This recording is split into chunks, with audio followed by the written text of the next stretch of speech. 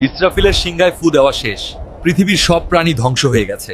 মহাবিশ্বে এখন শুধু পিনপতন নীরবতা, এক ভয়ঙ্কর নীরবতা। কিন্তু একজন এখনো বেঁচে আছে, সেই অভিশপ্ত ইবলিশ, যে জানে আজ তার পালানোর সব রাস্তা বন্ধ। আল্লাহ আজরাইলকে পাঠাবেন এমন এক ভয়ঙ্কর রূপ দিয়ে, যার পা থাকবে জমিনে আর মাথা ঠেকবে আরশে, যার চোখ দিয়ে আগুনের লাভা ঝরবে। ইবলিশের জান কবজের সময় সে এমন এক বিকট চিৎকার দিবে যা শুনলে দুনিয়ার মানুষ ভয়েই মারা যেত। কেমন হবে সেই ভয়ঙ্কর মৃত্যু? সব শেষ। ইসরাফিলের প্রথম ফুৎকারে পৃথিবীর প্রতিটি প্রাণী মৃত্যুবরণ করেছে। কোথাও প্রাণের কোনো অস্তিত্ব নেই। কিন্তু একজন এখনো বেঁচে আছে। সে হলো অভিশপ্ত ইবলিশ। সে জানে তার সময় ফুরিয়ে এসেছে। আল্লাহ তখন আজরাইল আলাইহিস সালামকে ডাকবেন, বলবেন, হে আজরাইল, আমার সৃষ্টির মধ্যে আর কে বেঁচে আছে? হে আল্লাহ, আপনি সব জানেন। শুধু আমি, জিব্রাইল, মিকাইল, ইসরাফিল আর আপনার সেই পাপিষ্ঠ বান্দা ইবলিশ বাকি আছে। আল্লাহ নির্দেশ দিবেন, জিব্রাইল ও মিকাইলের জান কবজ করো। চোখের পলকে মহান ফেরেশতারাও মৃত্যুর স্বাদ গ্রহণ করবেন। এখন মহাবিশ্বে শুধু দুইজন, এক মহান আল্লাহ আর মৃত্যুর ফেরেশতা আজরাইল। আর জমিনে থরথর করে কাঁপছে ইবলিশ। আল্লাহ বলবেন, যাও আজরাইল, আজ ইবলিশের কাছে আমার ক্রোধ ও গজবের রূপ নিয়ে যাও। এমন রূপ ধারণ করো যা দেখে আসমানের ফেরেশতারাও বেহুশ হয়ে যেত। আজ তাকে কোনো দয়া দেখাবে না। আজরাইল তখন এমন এক রূপ নিলেন, যার পা জমিনের নিচে আর মাথা আরশের কাছে। তার চোখ দিয়ে আগুনের লাভা ঝরছে। ইবলিশ এই ভয়ানক ছায়া দেখল। সে বুঝল আজ পালানোর কোনো পথ নেই।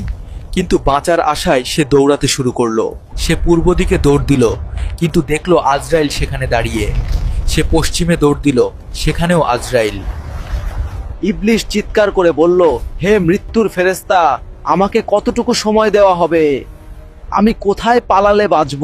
আজরাইল বজ্রকণ্ঠে উত্তর দিলেন, আজ পালানোর কোনো জায়গা নেই পাপিষ্ঠ।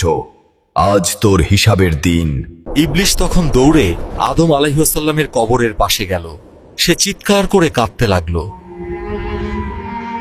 সে বলল, হে আদম, তোমার কারণেই আজ আমার এই দশা। আমি আজ অভিশপ্ত, বিতাড়িত এবং ধ্বংসপ্রাপ্ত। আজরাইল তাকে সময় দিলেন না। তিনি জাহান্নামের 70,000 ফেরেশতাকে নির্দেশ দিলেন তাকে ঘিরে ফেলতে। তাদের হাতে ছিল আগুনের শিকল এবং হুক। তারা ইবলিশকে চারপাশ থেকে বিদ্ধ করতে শুরু করলো। ইবলিশের শরীর তখন যন্ত্রণায় কুঁকড়ে যাচ্ছিল। সে পৃথিবীর এক প্রান্ত থেকে অন্য প্রান্তে আছাড় খেতে লাগলো। বলা হয়, মৃত্যুর সময় ইবলিশ যে কষ্ট পাবে তা পৃথিবীর শুরু থেকে শেষ পর্যন্ত সমস্ত মানুষের মৃত্যুর কষ্টের সমান। আজরাইল তাকে মাকামে ইব্রাহিমের কাছে টেনে নিয়ে এলেন। এটাই হবে তার শেষ জায়গা। ইবলিশ তখন আজরাইলকে বলল, আমাকে কি এক গ্লাস পানি দিবে? পিপাসায় আমার কলিজা ফেটে যাচ্ছে। আজরাইল বললেন, তোর জন্য পানি নয়, আছে ফুটন্ত লাভা এবং জাহান্নামের পুঁজ। এখন শুরু হবে রূহ বের করার পালা। আজরাইল তার আগুনের হাত ইবলিশের শরীরের ভেতর ঢুকিয়ে দিলেন। ইবলিশ এমন এক চিৎকার দিল, যদি দুনিয়ার মানুষ বেঁচে থাকত তবে সেই বদে তাদের হৃৎপিণ্ড ফেটে যেত। যেন জীবন্ত অবস্থায় তার গায়ের চামড়া ছিলে ফেলা হচ্ছে। প্রতিটি রগ থেকে প্রাণ টেনে হিচড়ে বের করা হচ্ছে। ফেরেশতারা আগুনের হুক দিয়ে তার রূহকে বারবার আঘাত করতে লাগলো। সে ডানে পালায়, বামে পালায়, কিন্তু শরীরের ভেতরেই তার রূহ পালাবার জায়গা পায় না। অবশেষে আজরাইল তার রূহকে গলার কাছে নিয়ে এলেন। ইবলিশের চোখ উল্টে গেল। এটি সেই রূহ যে হাজার বছর ধরে মানুষকে ধোঁকা দিয়েছে। আজ তার নিজের ধোঁকা খাওয়ার দিন। আজরাইল জোর করে হ্যাঁচকা টানে তার অপবিত্র রূহ শরীর থেকে বিচ্ছিন্ন করলেন। ইবলিশের বিশাল দেহটি মাটিতে আছড়ে পড়ল। পৃথিবী যেন স্বস্তির নিঃশ্বাস ফেলল। তার শরীর থেকে এমন দুর্গন্ধ বের হলো যা সহ্য করা ফেরেশতাদের জন্য কঠিন ছিল।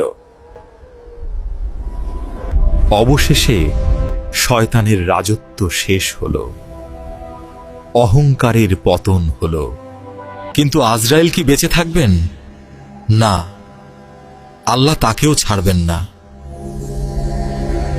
আল্লাহ বলবেন, আজরাইল, তুমিও মারা যাবে, আর মৃত্যুর ফেরেশতাও মারা যাবে। এখন মহাবিশ্বে কেউ নেই, না মানুষ, না জিন, না ফেরেশতা, শুধু মহান আল্লাহ। আল্লাহ হুঙ্কার দিয়ে বলবেন, আজ রাজত্ব কার? কোথায় সেই অহংকারী রাজারা? আল্লাহ নিজেই উত্তর দিবেন, আজ রাজত্ব শুধুই আল্লাহর, যিনি এক এবং পরাক্রমশালী। দর্শক, ইবলিশের এই পরিণতি থেকে আমাদের শিক্ষা নেওয়া উচিত। অহংকার পতনের মূল। আমরা যেন শয়তানের ধোঁকায় পড়ে নিজেদের আখেরাত নষ্ট না করি। ভিডিওটি শেয়ার করে সবাইকে এই ভয়ঙ্কর পরিণতির কথা জানিয়ে দিন, হয়তো কেউ হেদায়েত পেতে পারে। পরবর্তী পর্বে আপনাদের সাথে দেখা হচ্ছে। ধন্যবাদ। আল্লাহ হাফেজ।